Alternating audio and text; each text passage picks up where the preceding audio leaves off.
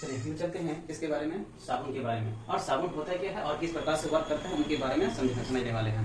तो एक्चुअली में साबुन होता है कि जैसे हम लोग डेली लाइफ में साबुन का यूज तो करते हैं, मेनली अब हर एक घर में या तो घर में हर एक बच्चे या तो बूढ़े हो सब कोई साबुन का यूज करते हैं, और यह किस प्रकार से यह वर्क कर रहा है उनके बारे में समझने वाले हैं। तो पहली बात, ये मिश्रण किनका होता है साबुन के, तो उनके बारे में समझते हैं। तो साबुन होता है उच्च कार्बोक्सिलिक अम्ल का, जो साथ ही साथ क्या होगा, एक लंबी कार्बन की लंबी श्रृंखला के साथ सोडियम और पोटेशियम का लवण होता है। तो इन्हीं हम लोग कह सकते हैं कार्बन की लंबी श्रृंखला का मतलब होता है कार्बन का एक चेन होना चाहिए, ऐसे ही कार्बन इस प्रकार से होना चाहिए, और साथ ही साथ ये कार्बोक्सिलिक अम्ल का मिश्रण होता है। यानी सी कार्बोक्सिलिक अम्ल मैनुअली हम 10th क्लास में ही पढ़े हैं कि COOH होता है ना। अब इन्हीं को हम लोग बॉन्ड के रूप में जोड़ेंगे, जैसे यहाँ पे इस प्रकार से OH, और यहीं पे आपका क्या होता है, सोडियम का मिश्रण होता है, और या तो पोटेशियम का मिश्रण होगा। सोडियम का मिश्रण करने से क्या बनता है, और आपका सोडियम के मिश्रण से क्या करने से क्या बनेगा, और पोटेशियम के मिश्रण से करने पर क्या बनता है, उनके बारे में भी समझेंगे। एक्चुअली में उच्च कार्बोक्सिलिक अम्ल होता क्या है उनके बारे में अगर समझने का प्रयास करें, तो उच्च कार्बोक्सिलिक अम्ल एक प्रकार का उच्च वसा अम्ल होता है। वसा अम्ल कहने का मतलब जो हमें जानवरों से प्राप्त होता है, जैसे वसा हो गया, फिर दूसरी बातें हैं या तो चर्बी या तो घी या तो चर्बी कहते हैं, जो जानवरों से प्राप्त होता है उनसे बनाया जाता है हमारा क्या, साबुन। तो उन्हीं का मिश्रण होता है। अगर इनका सूत्र जाने तो R हमारे पास रहता है, और उसके बाद COONA, मतलब हमने कहा था कि H के जगह में Na जुड़ता है, तो साबुन का या निर्माण होता है या तो हमारे पास किसका, सर्फ का यानी अपमार्जक का।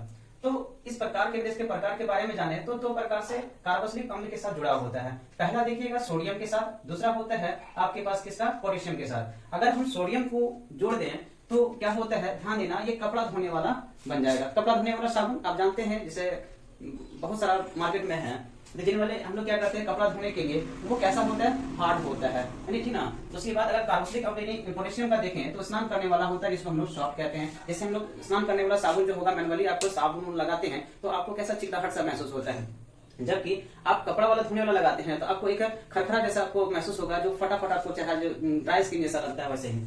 तो उसी प्रकार से अगर फिर हम दूसरा नेक्स्ट स्टेप चलें, तो इसका जो प्रक्रियात्मक समूह, ये जो R के रूप में जो जुड़ता है मैनुअली हमारा क्या क्या होता है, एक होता है C15 H31 और COO। उसके बाद फिर आपका जैसे ही C17 H33 और COO, H17 फिर हमारे C17 और उसके बाद H35 COO। और तुम उनको मैनुअली अलग अलग नाम भी जानते हैं, जैसे हमारे पास है ना पामीटेट होता है, और इसका बुक में कुछ और ही नाम देखने को मिलेगा, अलग अलग बुक में थोड़ा सा चेंजेस नाम होता है। फिर हमारे देखा ऑलिएट होता है और स्टेरिएट होता है ना। तो स्टेरिएट होता है तो ये हम लोग इनके नाम से जानते हैं, यहाँ पे है आपका, तो ये याद रख ले थोड़ा, क्योंकि इससे क्वेश्चंस भर के किसी न किसी एग्जाम में मैनुअली पूछा ही जाता है, खासकर बोर्ड एग्जाम में, 10th के बोर्ड में। तो इसलिए हम इनका देखते हैं आखिरकार इसका क्रियात्मक समूह होता क्या है। इसका क्रियात्मक समूह होता है ट्राइएस्टर, है ना। ट्राइएस्टर के रूप में हमारा क्या होता है, ये क्रियात्मक समूह होंगे, और यही हमारा क्या होता है, काम करने वाले। फिर हम लोग देखते हैं किसके बारे में, मुख्य फैक्टर्स का क्या क्या है। अगर मान लेते हैं साबुन का गलना, कभी कभी देखते हैं साबुन जो होता है भयानक तरीके से गलता है, तो साबुन होता है ना, आप लगाओ या तो कुछ पानी में छोड़ दो तो वो गल जाता है, तो गलता क्यों है। और उसको कभी कभी साबुन होता है, कभी आप धूप में रख दो या तो कुछ भी रख दो, लेकिन वो चटकता नहीं है, मतलब फट नहीं जाता है। कारण क्या है, उनके बारे में भी समझने वाले हैं। और झाग का बनना, आंख में जो साबुन अगर चले जाता है तो आंख का जलन होना, वो कारण क्या है, सूखने से बचना, पारदर्शी होना, और झाग का चमकीला दिखना, दैट इज इस टाइप के रीजन को हम लोग समझने वाले हैं। तो हमारे पास मुख्य फैक्ट क्या होता है, साबुन का गलना। साबुन गलता क्यों है, तो एक्चुअली में अगर साबुन में अगर नमक की मात्रा अगर रहती है तो हम लोग उसको कहते हैं कि साबुन इसमें गल रहा होता है। अगर चटकने से बचाना है, चटकने से इसको रोकना है, तो इसमें क्या रहता है, तो साबुन फैक्ट्री में जब बनाया जाता है उद्योग में, तो 10% को मॉइस्चर रख दिखता है। मॉइस्चर का मतलब थोड़ा सा नमी रख देने की वजह से वह क्या होगा, आपका चटकेगा नहीं, मतलब वो फटेगा नहीं, जैसे देखे चुरचुरा टाइप का नहीं होगा। फिर हम लोग बात करते हैं साबुन का, जो हम लोग लगाते हैं, लगाने के बाद आप क्या करते हैं, वो क्या होता है, झाग उत्पन्न करता है। झाग उत्पन्न क्यों किया, किसकी वजह से किया, उनके बारे में देखते हैं। तो झाग का जो बनना होता है वो मैनली होता है रेंजिन की वजह से होता है। किसकी वजह से, रेंजिन की वजह से। अगर साबुन में रेंजिन की मात्रा अगर अधिक होती है तो झाग भी अधिक बनेगा, अगर कम होती है तो झाग आपका कम बनेगा, ठीक ना। उसके बाद आंखों में, जैसे हम लोग साबुन का जो झाग होता है कभी कभी आंखों में चला जाता है, आंखों में जाने के बाद हमें क्या होता है, जलन महसूस होती है, तो इसका रीजन होता है कार्बोक्सिलिक अम्ल। कौन सा, कार्बोक्सिलिक अम्ल के बारे में। और ये कार्बोक्सिलिक अम्ल की वजह से ही सिलिक अम्ल, ठीक ना, तो कार्बोक्सिलिक अम्ल की वजह से आंखों में जलन होता है। फिर होता है सूखने से बचाना। सिंपल सा बात है, अगर सूखने से बचाएंगे कैसे, हम पहले से ही बता दिए कैसे। चटकने के लिए इसमें देखो 10% मॉइस्चर रखा जाता है, मॉइस्चर, लेकिन इसमें सूखने से बचाएंगे तो मॉइस्चर तो हो एक्चुअली अगर खत्म हो भी जाए तो उसको सूखने से बचाएंगे कैसे, इनके साथ तो कुछ तो मिलाना चाहिए। तो वो मिलाया जाता है हमारा ग्लिसरॉल को बनाया जाता है, किसको, ग्लिसरॉल को।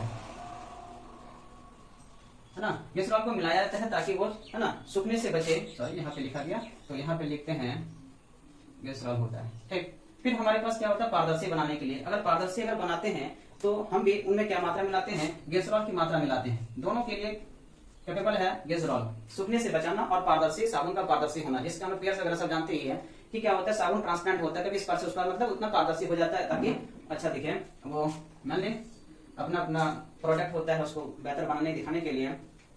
तो एक होता है साबुन का चमकीला, यानी साबुन जो होता है कि चमकीला कैसे दिखेगा, साबुन का झाग, साबुन नहीं, साबुन का जो झाग होता है वो चमकीला कैसे दिखेगा, तो वो रीजन होता है प्रकाश का व्यतिकरण। अगर प्रकाश पढ़े होंगे प्रकाश चैप्टर में, तो उसमें प्रकाश का व्यतिकरण की घटना हुई होगी, तो प्रकाश का व्यतिकरण के बारे में, है ना, सॉरी व्यतिकरण लिखा गया, व्यतिकरण, है ना। तो व्यतिकरण की घटना के कारण अगर नहीं दिख रहा होगा तो हम इसको साइड में लिख देते हैं, यानी यहाँ पे लिख देते हैं, है ना, जो झाग का चमकीला दिखना, वो क्या होता है, प्रकाश का व्यतिकरण। प्रकाश के व्यतिकरण की घटना होती है, जिसकी वजह से ये साबुन क्या होता है, चमकीला को, मतलब साबुन का झाग जो होता है वो चमकीला दिखता है। और एक मेन फैक्टर होता है, साबुन का जो झाग जो होता है वो एक्चुअली में किसी भी कलर का क्यों ना हो, वो आखिरकार सफेद ही दिखता है। इसका रीजन क्या होता है, इसका रीजन होता है झाग का सफेद दिखना माइसेल की वजह से, है ना, माइसेल की वजह से। या कहीं कि आपको दिखेगा मिसेल, ठीक ना। तो ये मिसेल शब्द यूज होता है, तो मिसेल शब्द के बारे में एक्चुअली जितना आप चीजें देखे ना, ये पूरी काम करता है मिसेल प्रक्रिया के द्वारा। और मिसेल प्रक्रिया के द्वारा ये वर्क होता है। अब इन्हीं मिसेल प्रक्रिया को हम समझने वाले हैं। एक्चुअली मिसेल प्रक्रिया वर्क कैसा करता है, इसमें क्या खास बातें हैं, उनके बारे में हम लोग समझते हैं। तो इसको हम थोड़ा देख लें, उसको मिटा देते हैं। ठीक,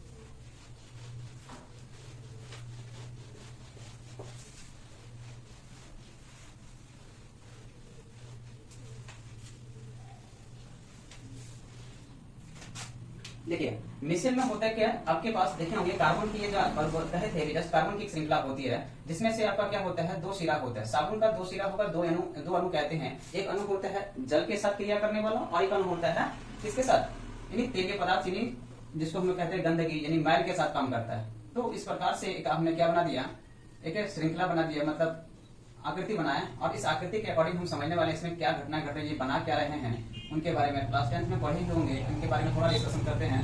ये क्या होता है, ये एक साइड होता है सोडियम वाला, जिसको सोडियम का लवण हम पहले भी जानते हैं। सोडियम अगर बना देते हैं, किसी भी साबुन के सॉल्ट को बनाना चाहते हैं और सोडियम मिला दें, तो एक्चुअली में वो सर्फ के जैसा काम करता है, यानी हम लोग डिटर्जेंट के रूप में हम लोग देख सकते हैं। इसमें दो पार्ट होता है, एक होता है आपका मतलब सिर वाला पार्ट, और एक होता है पूंछ वाला पार्ट, जिसको हम लोग कहते हैं कि अगर इस प्रकार से देखें तो यहाँ एक वाला सोडियम वाला पार्ट होगा या तो पोटेशियम होगा, और ये वाला होता है पूंछ जिसको कहते हैं, और ये वाला सिरा होता है। और सिरा वाला भाग हमेशा क्या होता है, जलरागी होता है। अब देखिए हम कहे थे ना कि साबुन का दो सिरा होगा, जलरागी, और एक होता है जल विरागी, ठीक ना। अब जलरागी और विरागी में क्या डिफरेंस है, उनमें क्या वर्क करता है, देखिएगा। तो हम लोग देखे थे जलरागी को याद करने का सिंपल तरीका है, और जल विरागी को याद करने का सिंपल सा तरीका है। जलरागी हमेशा क्या होता है, जल के तरफ होता है, और जिधर अब जल के ये होता है मैल की तरफ, और मैल की तरफ होने वाला है, तो मैल की ओर, या हम लोग कह सकते हैं तेल की ओर, या तो हम लोग कह सकते हैं कार्बनिक, है ना, कार्बनिक के साथ, है ना।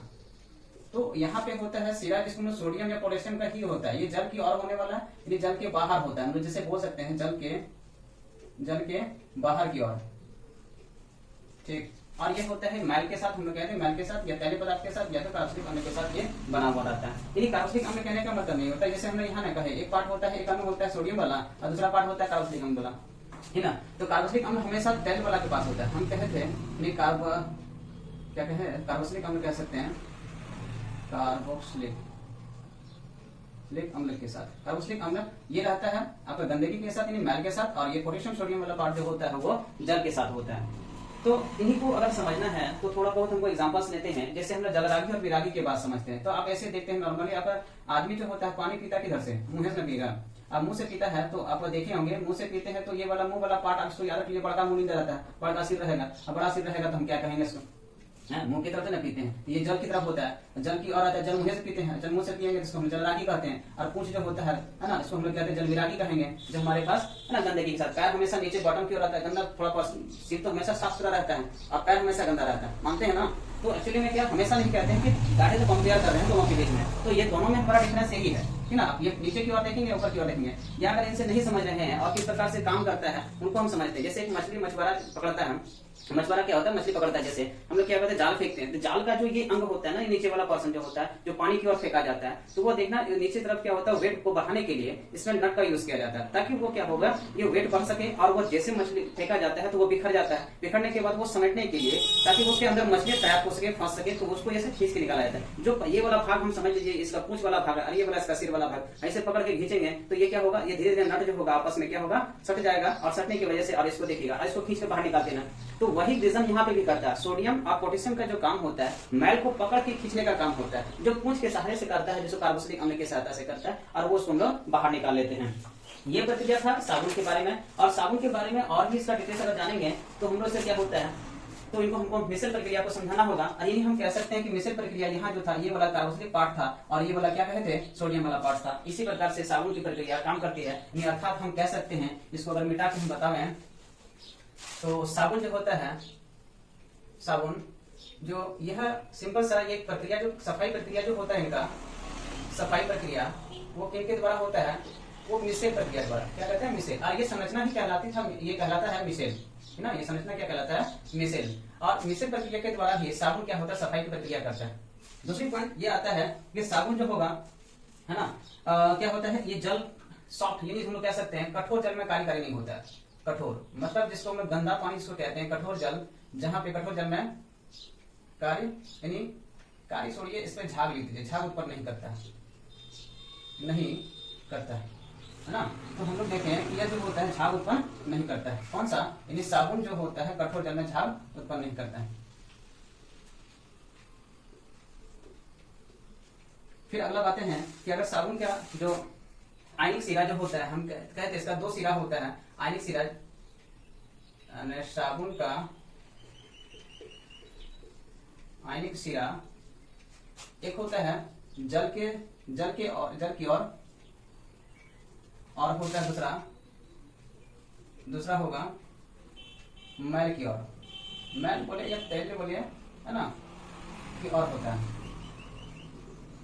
ठीक ना। ये बातें हैं। और साथ ही साथ चौथी बातें ये आता है हमारे पास कि मिसेल जो होता है, साबुन जो होता है ना, साबुन के रूप में स्वच्छ करने के लिए, है ना, सक्षम होते हैं। यानी साबुन जो होते हैं मिसेल के रूप में, या लिख सकते हैं मिसेल के रूप में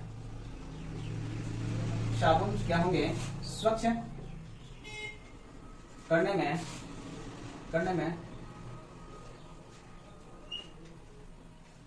सहायक बोल सकते हैं, सहायक होते हैं, करने में सहायक होते हैं, ठीक ना। दूसरी बातें और भी है। और यह जो होता है पानी में, ये सिंपल सा बात है, ये आखिरकार मिसेल जो करता है ना, काम क्या करता है देखना, ये सिंपल बात है। क्योंकि हम यहाँ बातें लिख देते हैं, क्योंकि मिसेल जो होता है हमारा, है ना, क्योंकि यह तेलीय भाग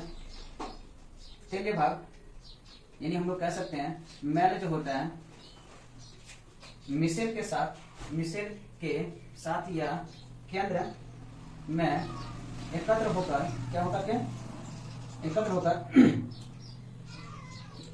होकर पानी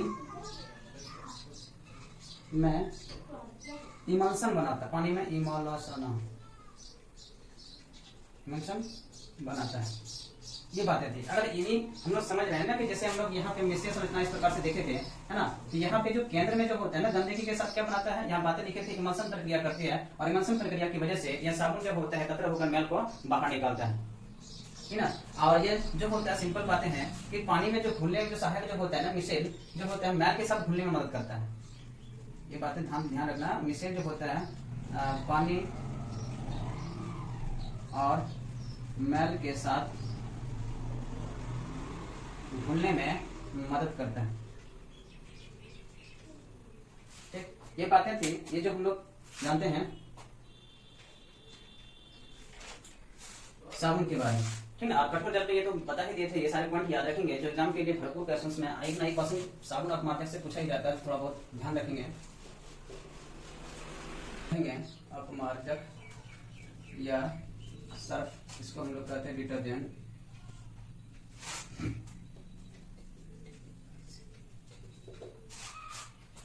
तो ये भी होता है, हम लोग कहते हैं कि जो साबुन जो होता है वो क्या होता है, उच्च कार्बोक्सिलिक अम्ल का सोडियम और पोटेशियम का लवण होता है। तो हम लोग यहाँ जो समझने वाले हैं ये किसका होता है, ये भी होता है उच्चतम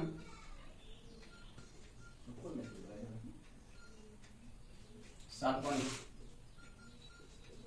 अल्किल हाइड्रोजन सल्फेट का सोडियम लवण। और एक बात ध्यान देना, साबुन में एक चीज छूट गया था शायद, अगर साबुन को अगर सॉफ्ट बनाना हो तो साबुन को अगर सॉफ्ट बनाना हो तो किसका मिश्रण अधिकतम होता है, साबुन को सॉफ्ट बनाएंगे तो सिंपल सा आप क्या होता है, पोटेशियम का मिश्रण किया जाता है। यानी अगर साबुन वगैरह सब देखे होंगे, इसमें पोटेशियम की मात्रा का ज्यादा होती है। तो इसमें हम क्या देख रहे थे कि सोडियम जो होता है, सिंपल समझिएगा, हमारा क्या था साबुन अपमार्जक की बातें कर रहे हैं। अपमार्जक क्या था, उच्च एल्केनिक सल्फोनिक, यानी बोल सकते हैं एल्किल हाइड्रोजन सल्फेट का सोडियम लवण होता है। किसका, एल्किल हाइड्रोजन सल्फेट का सोडियम लवण होता है। और इनका सूत्र अगर देखें AO35, ये होता है आपका डिटर्जेंट का आपका फॉर्मूला, इन्हीं बेसिस पे ये वर्क करता है। और ये भी साथ ही साथ ये मिश्रण प्रक्रिया के द्वारा ही आपका वर्क करने वाला है। इस प्रकार से मिश्रण की संरचना को देखे होंगे, यहाँ पे आपका क्या बनाता है, आप देखे होंगे क्या बनाया था यहाँ पे, इसको याद है ना। तो यहाँ पे हम लोग देखे थे इमल्शन की प्रक्रिया हुई थी। इमल्शन की प्रक्रिया मैल के साथ होती है, जबकि यहाँ सोडियम का प्रक्रिया जल के साथ, जिसको जलरागी कहते हैं, और जो इमल्शन प्रक्रिया जल विरागी के साथ होता है ना। तो ये प्रक्रिया था। इसका चैन सीरीज के बारे में देखें तो इस प्रकार से इसकी संरचना होती है, थोड़ा याद रख लें ताकि आपको सहयोग मिले, है ना। CNAH, ठीक ना। और ये वाला पार्ट होता है है ना, जल विरागी कहते हैं, विरागी। और ये वाला भाग होता है जलरागी के रूप में देखेंगे इसको।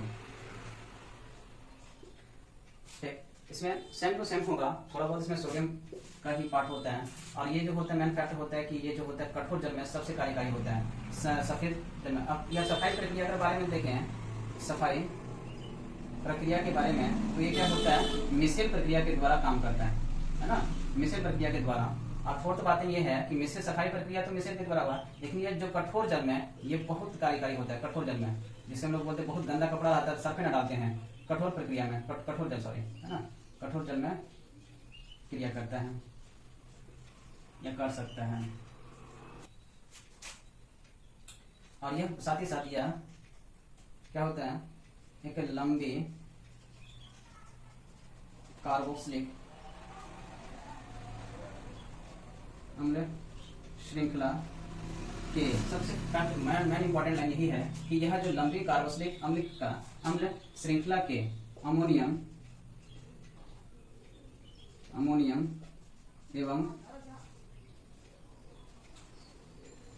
एवं सल्फेट, इसका सल्फेट लवण होते हैं, है ना। यानी यह लंबी कार्बोक्सिलिक अम्ल की श्रृंखला, यानी अमोनियम सल्फोनेट का एक क्या होता है, लवण होता है। इन्हीं की प्रक्रिया के द्वारा यह काम करता है। और दूसरी बात, यह जल की जो कठोरता को कम करता है। क्या होता है, जल की कठोरता को कम करता है। तो जल की कठोरता को कम करने के लिए आपका क्या होता है, आपका यानी हम लोग सब का यूज भी कर सकते हैं। तो हमारे पास जिस साबुन अपमार्जक का एग्जाम में इतना ही तब तक याद रखें तो बहुत बेहतर सपोर्ट करने वाला है। और इसे याद ही कर लें क्योंकि ये आपका एग्जाम में पूछा जाता है, एक ना एक क्वेश्चन जरूर ही आने वाला है।